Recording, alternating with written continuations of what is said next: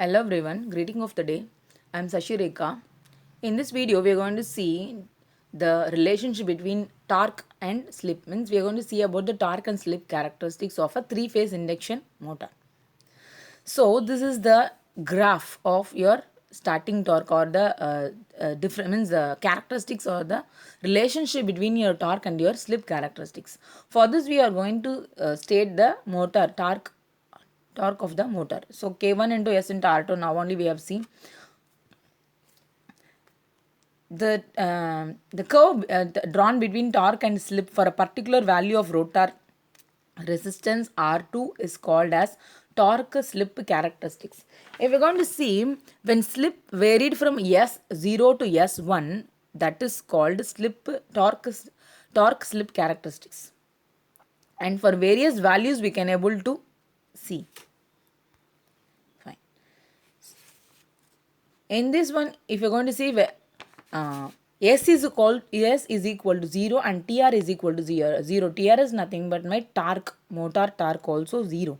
So both are starting means if I'm not going to give an input to the stator, I don't have an output in the rotor. That is the meaning of then. Then no slip is there. Right. So initially it is 0 means both stator is means the slip is also 0 and as well as the torque equation also the torque also 0 means I don't have any input and I'm not getting an output.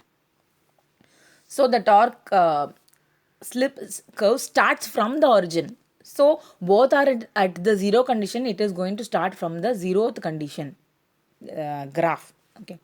The slip increases beyond 0 value. That is slip is smaller but larger than 0. The case of normal speed that close to synchronization. Your first case if you are going to see and the first case is low value of slip. If my value is low, if my slip value is low, what will happen? My R2 is my reactance is very small. So because my slip is going to be very small, S into X2 is very small, so that is getting neglected.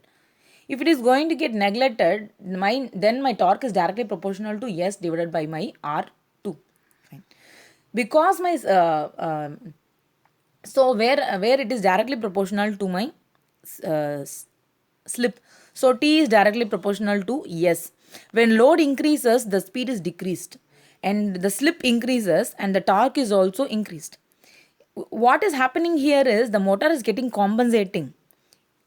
When my slip is going to be lower value, the motor is getting compensated and it is going to give the value. Can you able to see that graph? In that one, a straight line will be produced. Can you see torque means straight line means the pink color it's stated with the shaded with pink, no, that is nothing but your straight line. A straight line is produced whenever my slip is going to be less than my torque. A straight line is produced. Again, the compensation will be made in this is called as stable operating region of my motor. This is called a stable operating region of my motor. And the next is whenever my slip is higher value. Now we have seen lower value. If it is going to be lower, torque is directly proportional to the slip. Right. If I'm going to have an higher value, what will happen? If it is going to have an higher value, my reactance means my resistance R2 is getting very less and it is getting neglected. So T is directly proportional to R2 divided by S into X2. It is also called as T is directly proportional to 1 by divided by your S1 by S. So my graph is getting an hyperbola. So, my graph, how it will be. First it was my straight line and then it is attaining my hyperbolic. This is an unstable state of my motor. It is not going to have a stable state. Then when load increases, my speed decreases, right? And my slip is also increased. My torque is decreased here, and it is not having any compensation in this particular area, so it is getting overloaded and it is trying to stop. It is trying to get stop means so, and so my torque is getting reduced. Once it is going to attain a maximum torque, even though you are going to load the machine again and again, no, it will get stop. So maximum torque will be affected if rotor resistance means again and again if you are going to give resistance, no, my rotor maximum torque is getting reduced. The maximum torque in an induction motor is called as pull out or breakdown torque. Maximum torque is also called as full load or breakdown torque, because after attaining the maximum torque, my induction motor is going in a breakdown manner if you are going to still loaded it with your input. Okay, so this is your unstable condition of your motor. And because the maximum running torque is independent, so if you're going to see maximum running torque is your independence of your reactance. Whenever you are going to change the resistance value of though, also maximum torque will not be changed. Can you see? You're going to increase your resistance in this graph. R is there, 4R is there, 6R is there. Once you are going to increase the resistance value of the I am getting a in dotted lines maximum torque. Can you able to see dotted lines? It will not at all change. It won't change. So if you're going to speak with respect to your speed, torque speed characteristics in the three-phase induction motor, T is nominal full load torque. Once my slip is going to be low, I'm getting a straight line, right? That is what's specified here. Full load. So I'll get out, means my torque will be in full load when it is specified in this manner. On that straight line, if I'm going to have, it is in the straight line. Then if it is going to be in 1.5 T, it is known as locked rotor torque. Why? Because it is happening when my slip is going to be higher value of slip, I am getting a lockdown rotor. Then 2.5 T, it is represent the maximum breakdown maximum. So can you able to see that is my maximum value where my torque equation will be. That is my maximum value. So this is the torque speed characteristics. Again, speed regulation again, it is nothing but no load speed of your motor and your full load speed of your motor, and it is multiplication of your percentage of your regulation. So a small example has been given so that you can able to understand. And speed control of your three-phase induction motor is of three types. One is supply and the number of slot if you are going to change, and the slip if you are going to change. You can able to change control the speed control of your induction motor, and those things we will see in the next session. So this is the torque slip characteristics of this particular induction motor. If you're going to see three parts, it has been broken. First is your braking region, and the second one is your motor region, and the third one is your generating region. The braking region, if you are going to see in this braking region, your braking region, induction motor varies from 0 to full load. In the motor region, your in the motor region, your induction motor is going from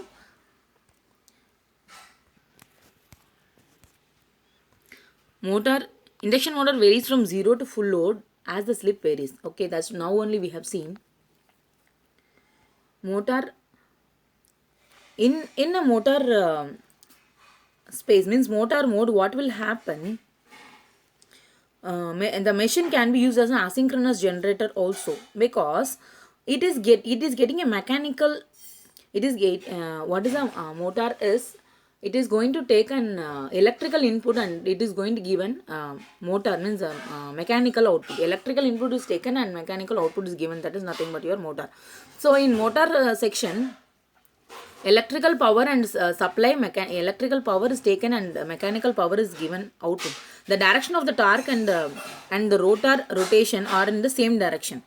The same machine can be used as an asynchronous generator also when driven as an speed. If the speed is greater than the synchronous speed, then it is giving a mechanical energy. It is receives the mechanical energy in the rotor and supplies the electrical energy from the stator. The torque and the speed are opposite direction. Torque and as well as your speed are in the opposite direction. When you're going to see the diagram, the motor characteristics is inverse of your generator, right? That the concept what they are telling is, in the three-phase machine we are running the motor. Okay, so when my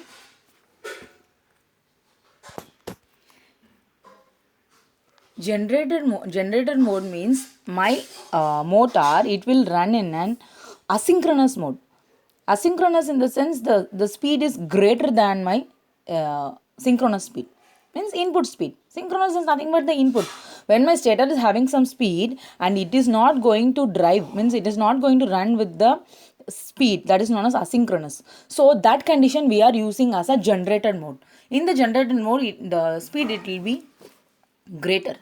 In the motor mode, the speed it will be less, so that I will get an output. So in generated mode, electrical output is given in a mechanical.